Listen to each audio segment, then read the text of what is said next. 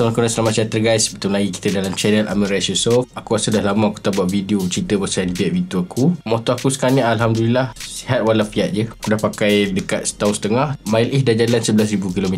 Hari ni kita nak cerita pasal kos untuk maintain NBAT V2 ni. So bila dah 11k, minyak hitam ni aku dah tukar 4 kali, termasuk 1000 km pertama. Harga minyak fully kalau cari kat Shopee tu 50 ke atas memang tak lari. Maknanya aku dah spend RM240 untuk minyak hitam je. Untuk minyak gear pula aku tukar selang sekali, aku tukar minyak hitam. Maknanya aku dah tukar 2 kali. Beli kat Shopee satu botol tu RM10. So aku dah tukar 2 kali RM20. CVT ni bahagian sensitif. So aku banyak baca orang review yang bila dia servis CVT bergegar apa semua. So aku ambil pendekatan aku tak usik langsung sampai 20,000 km. Sebab apa 20,000 km? 20,000 km adalah waktu aku nak tukar belting aku tu. For now belting aku cemerlang lagi, tak ada rasa-rasa lag, tak ada rasa-rasa sentap. Basically CVT aku masih lagi smooth lah. Cuma aku dah standby siap-siap beli belting, iaitu belting daripada Michelin, harga RM60.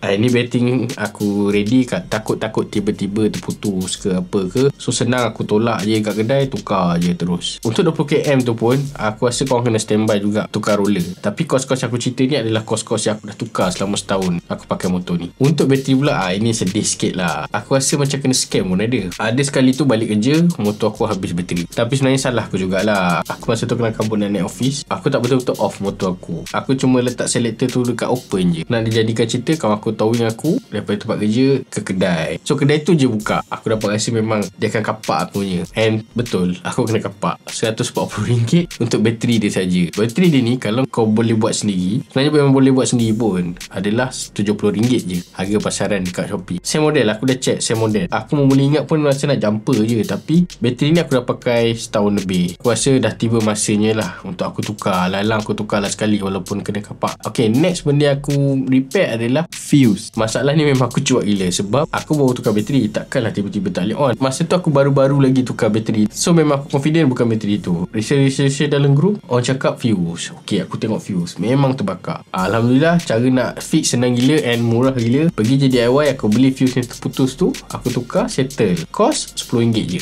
Last benda yang aku maintain adalah tayar belakang. Tayar depan okey lagi, aku tengok tebal lagi dia punya bunga. Yang belakang ni dah haus sampai nampak benang lah. Aku sebenarnya ikut nak lenjan je, tapi kebetulan pula tercucuk paku.